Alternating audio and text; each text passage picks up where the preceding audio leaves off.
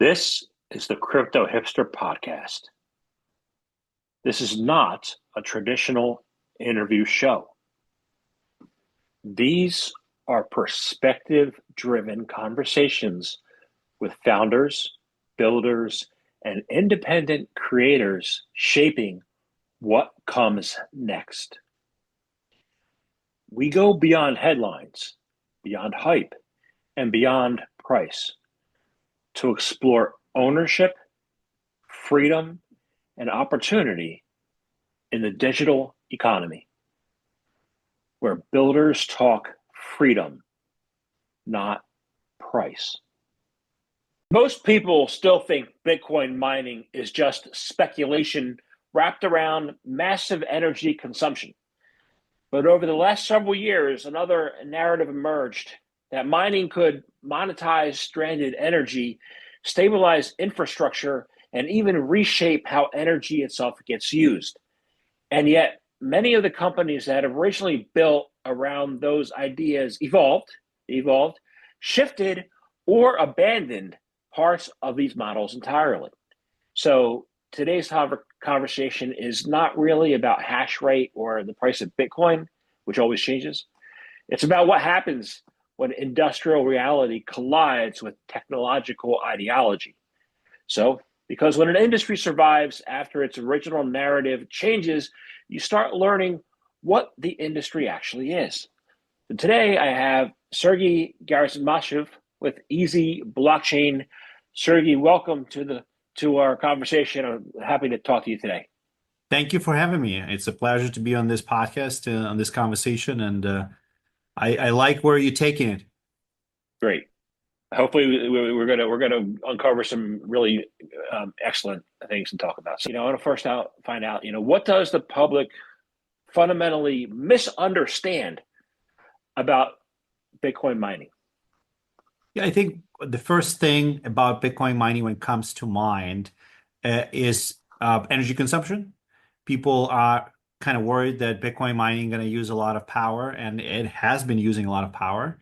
But what I think people are misunderstanding is that this power is more a distributed consumption across the globe. It's not one location where it's power being pulled. Additionally, one of the kind of myth is that Bitcoin is going to be boiling the oceans, and the power that it uses is taken away from the people. However, in reality, the Bitcoin mining is usually done in the locations where there is a stranded energy, where there is pockets of energy on the substations, or be it flare gas, be it an area where there needs to be a flexible load user, which Bitcoin mining is. So the public still talks about mining like it's 2021. It's not. So is mining actually energy infrastructure business disguised as a crypto business? Absolutely. And I'm glad you brought this up, because when you talk about Bitcoin mining and people think, well, oh, it's another crypto thing, it's another token, it's another thing that just goes up or down. But in reality, it is a literal physical infrastructure build outs. It's just traditional data center. Maybe it's not that traditional, but at the end of the day, the work that gets into it is very much traditional. You have to build the power infrastructure, you have to build a electrical substation, well, technically build a road, and have the compute somewhere hosted. So you have to build a power shell to have the computers hosted so they can be there and be cooled. So it's literally like physical world. It's more physical world than virtual, to be honest. So is Bitcoin mining really about Bitcoin anymore at all? It's a good question. It's a very good question. I think today, it's a mix, right? Bitcoin mining would be a mix. Our company, EZBlockchain, have been positioning ourselves as a provider of a flexible load on electrical grid. However, our end user would be like technically a Bitcoin mining equipment. But I don't think that Bitcoin mining is only about the crypto anymore. I think it's more about literally finding the way to use Bitcoin mining as a tool to solve energy problems, be it, for example, a user of stranded energy, be it a flexible user where we need to turn off Bitcoin mining to reduce load on the grid, so we can release that power back to the people so they do not sustain blackouts. And Bitcoin mining could be, like an additional user of at a peaker plant that's sitting there doing nothing, and it's basically waste of money. So it is becoming kind of integrated part of an energy systems in general. Got it. So I'm not looking at how the Bitcoin prices have changed and adapted over the years. I'm looking more at operational realities. So, like, what operational realities have changed over the last few years? What's survived and what's died? The operational reality does depend on the price, though, and people are getting into this business to make money from a speculative asset, which Bitcoin is. But what the operational reality has become is more a traditional data center operation where you have to get focused on your operational cost. You have to get focused on electrical equipment, making sure it works. So now you basically are operating an asset, which is industrial asset. And that's a big change versus back in the day, it was just a speculative jump. Let's buy a few miners and put them online and let them run. Today, it's like mid to large size manufacturing per se location where you have to have all ducks in a row from operational perspective. Because if you don't, I mean, it's like a manufacturing facility. If it stops working, it doesn't produce any product. Got it. And how has your evolution changed or been different than the evolution of places like Amazon data centers and Alibaba data centers? How's it different? It is different that it is smaller in a footprint. We have started from actually leasing data centers, larger data centers, and we have been focused on, um, bring power to the building. Now we're bringing building to the power, if we can call it that way. So we built modular data center sites next to the energy source. Modular data centers would be a container, like if you imagine a container, 40-foot container, shipping container with computers inside. We would take their modular data centers and deliver them next to the source of power. That could be power plant, that could be a substation, or that could be even a generator sitting in the oil and gas field. So that's where the focus is right now, and that's where the whole industry, Bitcoin mining industry, and to be honest, any data center industry moving towards. Got it. Now, you said gas. I know you left the flare gas business, so I want to find out why you and others in the industry moved away from parts of that model. I think the answer to that is it's very difficult to be responsible for to be responsible for power generation as well as operation of a crypto mine. Power generation in itself is a separate business. It requires a lot of work. It requires different type of a skill set. You have to have professional engineers, technicians, oil and gas experts running a generation facility. And usually it doesn't work 24/7. So that's one thing. Another thing is cost of operating natural gas generation is not that low anymore. The cost of buying the natural gas generation went up because there is a big demand for natural gas generators from traditional data centers and AI data centers, and the cost went up. And the third thing would be the natural gas itself. It's a volatile asset. So imagine you have a volatile asset, a commodity that is part of your input costs, and you have a volatile asset as your outcome from your input. So now you are basically taking too much risk.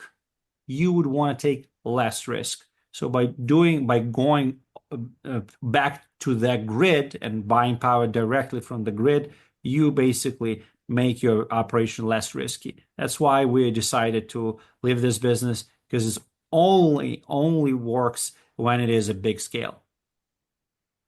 Got it. So it sounds to me that flare gas was not economically durable. It was not economically doable for a long time on the scale we were doing it.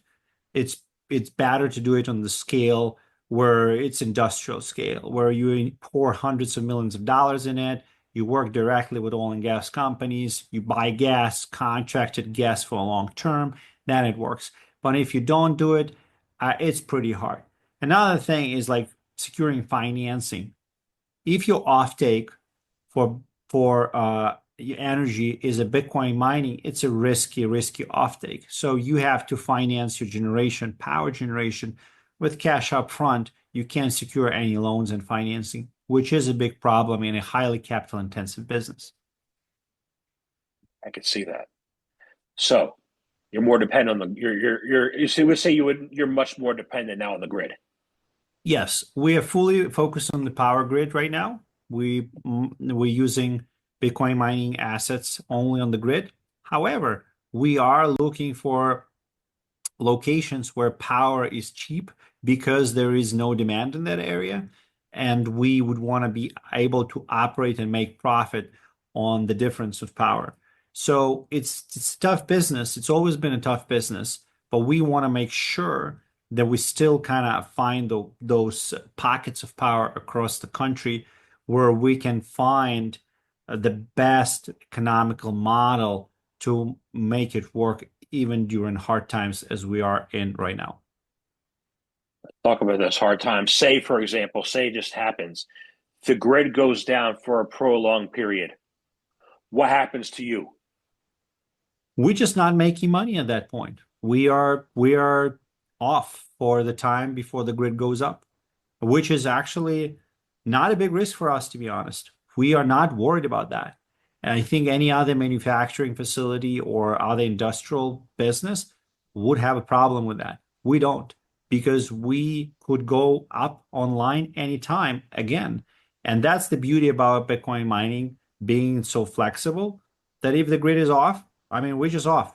I mean, we are not making money, of course, but we don't have like a big damage from that. Okay. So you haven't. So there's no stress testing necessary to say, okay, what are you going to do now in case things go south in the economy? Exactly. We are pretty much safe from that perspective. I mean, of course, if the grid goes down for like months, that's a different question. But I don't think this is a very high probability of that happening. Okay. So you would say that mining became much more industrialized than it was originally envisioned to be. Yeah, well, originally it was not actually envisioned to be that much, right, that much industrialized. In the white paper of Satoshi Nakamoto, Bitcoin should have served as a digital cash, and Bitcoin mining should have been just the support of the network. Now it became a big business. We have big manufacturers of crypto mining equipment that are basically printing chips and building machines every other year, releasing new models. And there are financial companies that raise capital to buy those machines and make a quick profit on mining Bitcoin. So that created a cohort of companies there became very large because they capitalized themselves very much. And now the hash rate of Bitcoin is concentrated in the hands of a small number of people, to be honest. But Bitcoin, remember, is a decentralized technology, so it is against the roots of the tech. But I think you follow the money. People started seeing the opportunity to make dollars on Bitcoin mining, and they started pouring capital into it. So white paper, the hands of the few. So Bitcoin may be decentralized digitally while it has become centralized physically. I would agree with that. I would actually very much agree with that. We have many users, many wallets. millions and millions of people who are using Bitcoin as a cash, Bitcoin as an asset, but the backing of like a network backing is is concentrated in the hands of a few companies. So it is pretty centralized, I would say, especially if you take a look at the pool level. On pool level, so pool, it's a group of people that start working together to mine one Bitcoin, and they have a higher probability of success to make a mine Bitcoin there.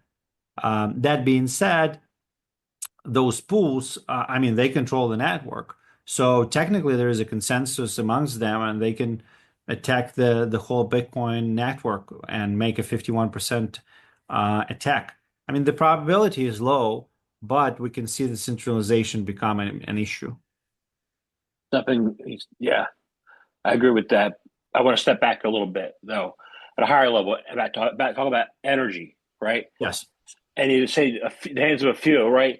So say those hands of a few are one country, one it's against everybody else. So is energy access becoming geopolitical leverage? Hmm. Very good question. I think energy access becoming geopolitical leverage in any industry, and Bitcoin would be a part of that as well.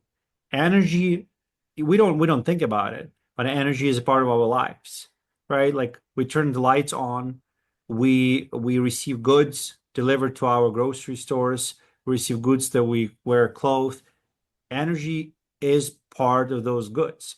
It's either logistics, either manufacturing. So it's connected to every day of our life.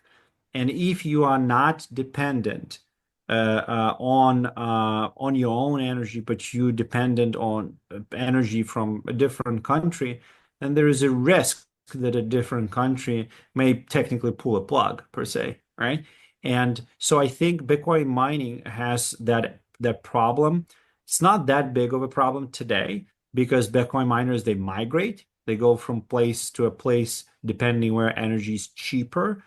But before, there was the hash rate concentration in China before China made a ban on Bitcoin mining. And that concentration was a pretty significant. So technically, I mean, if you could mine Bitcoin, let's say for $1 in China, in America, it would cost you to mine $3, for example. So because of them having cheaper energy, they had a leverage. But that can apply to any industry today, any industry. That's why China, for example, can build cars cheaper than America because their cost of energy is lower, and that means their cost of raw goods is lower. The steel is cheaper, the aluminum is cheaper inside the country. And we have been in America, have been not focusing on energy that much as a growth industry. We've been focused more on honestly which energy we use. Is it clean? Is it green? Is it dirty? Is it not? We're not thinking about like what will the country need in terms of energy in the next 5, 10, 20 years. And not enough capital was coming into this industry. I know it's a long answer, but you touched the topic that I'm very sensitive towards.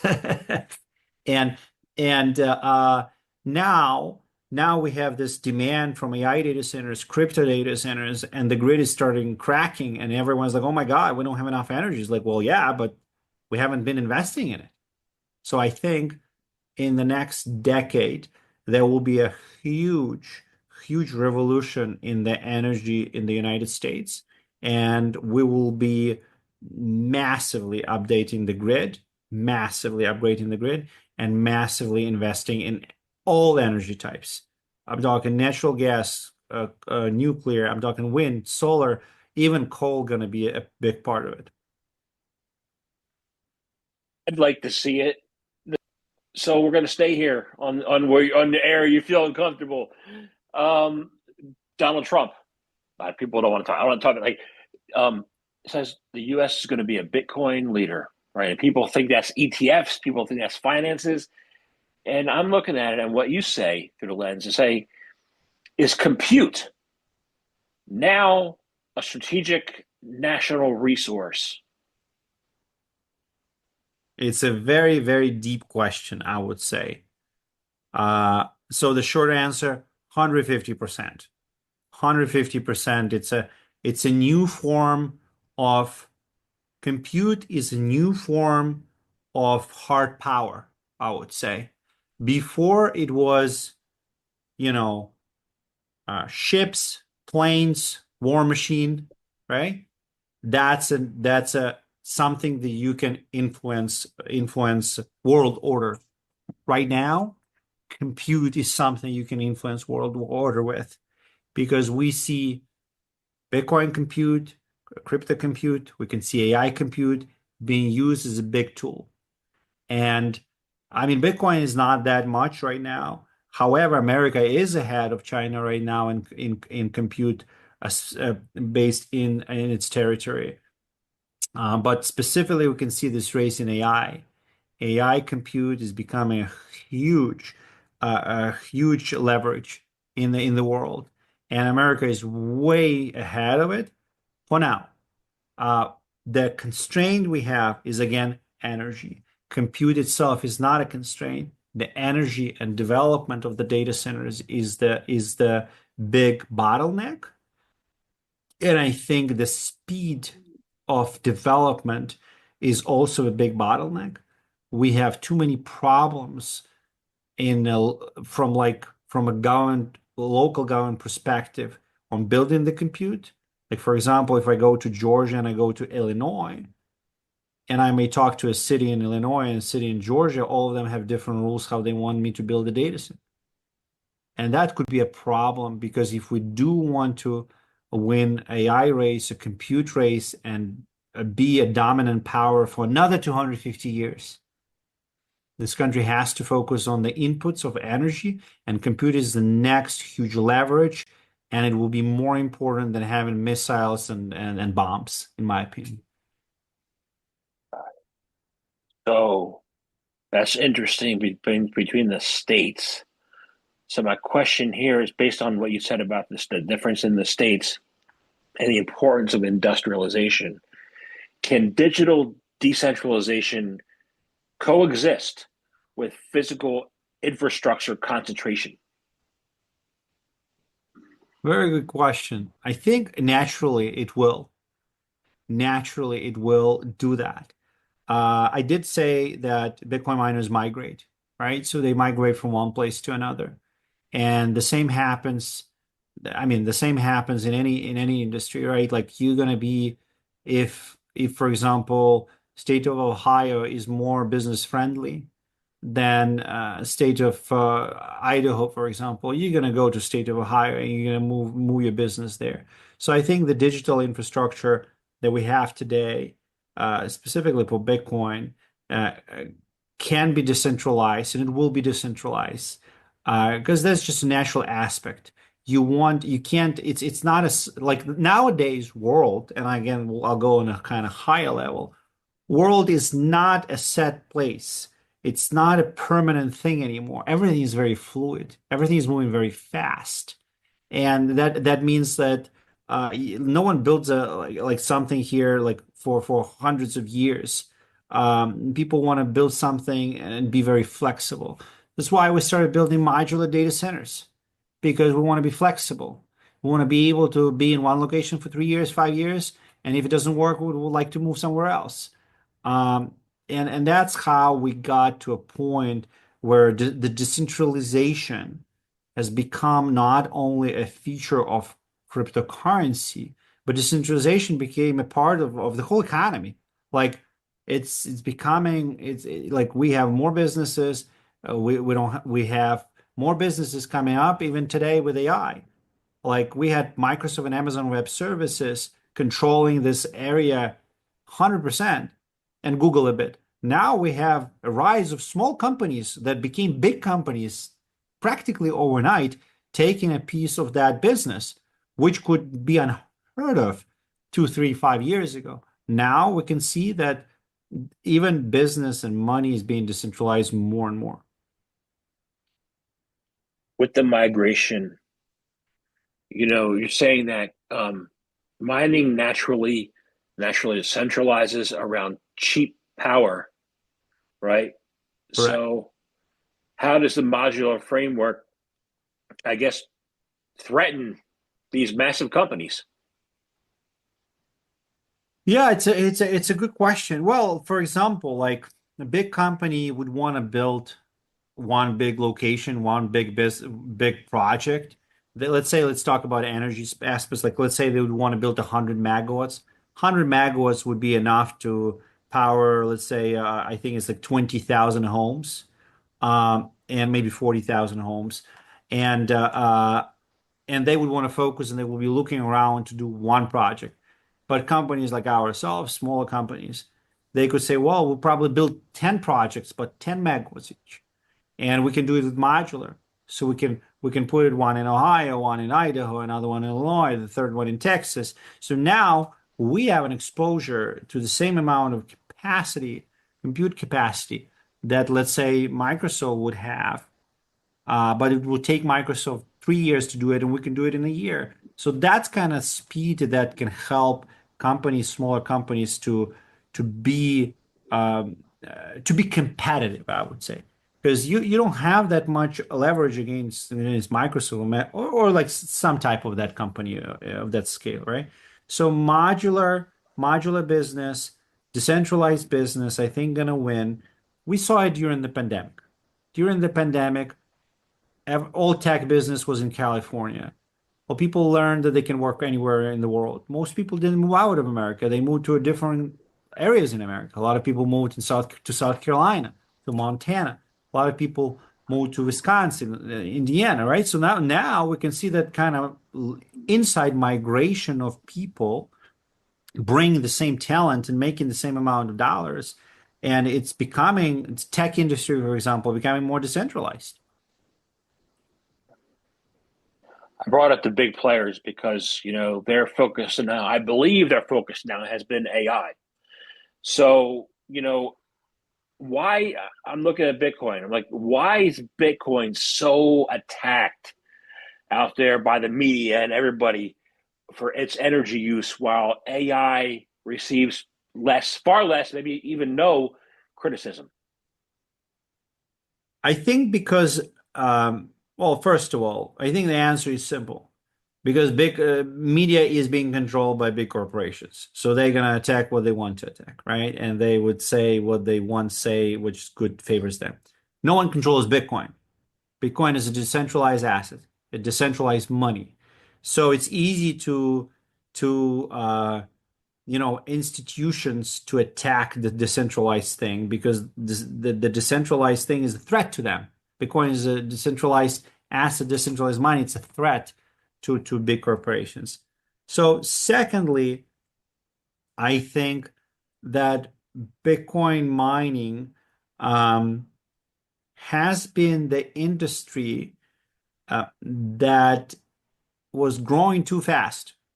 It started being like mining sites started popping up across the country, and people are usually afraid of something like that.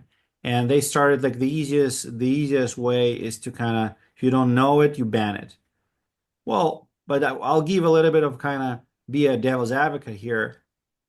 The AI data centers are also becoming a problem, and we can see that problem from perspective of media.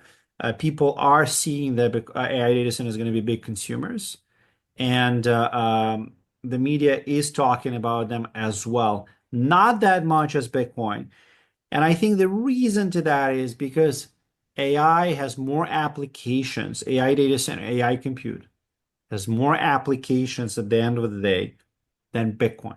Bitcoin application is digital cash. It is an asset against inflation. It could be potential used as money. However, AI could be used for so many different things. You can use it for healthcare. You can use it for finance. You can use it for personal use. You can use it in different industries.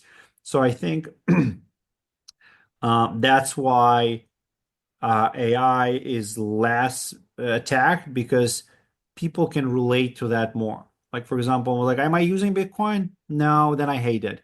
But am I using AI? Yes, then probably I like it.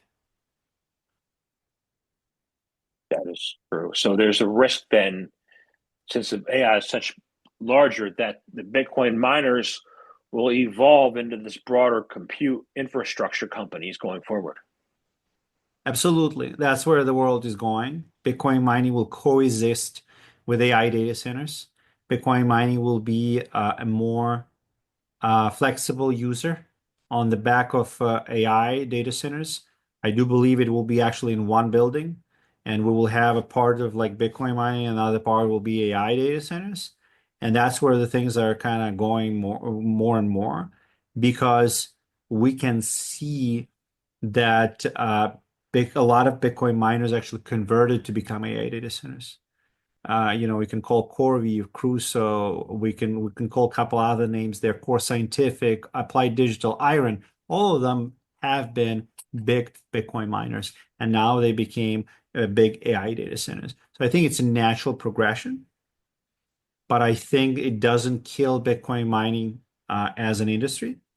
I think on the contrary, it is a good pivot, and it's a good mix of energy consumption, because now you can use more capital that will come in into AI data centers to upgrade electrical infrastructure, which eventually can be used for any other uses, not only Bitcoin mining and AI. So the future really does belong to whoever controls power generation and compute access. Absolutely, 100%, 100%. I think America is winning on the compute, but America is behind on energy. I do think it will take a bit of a time for the country to catch up. And when I say behind, I probably would say they are behind on growth with China. China is growing their energy production very, very fast. They have less regulations. Uh, Believe it or not, I mean, it's a communist country and they have less regulations on building a data center. Excuse me, a power plant. So, but what I can tell you from where I'm sitting and talking to energy companies literally every day, those companies are thinking about investing into energy. Not only that, a lot of capital is being invested into energy. So within the next few years, we're going to see the results of those investments, and the result is going to be staggering. It's going to be great. Got it. That's exciting. It is exciting. I mean, couldn't be more excited about that.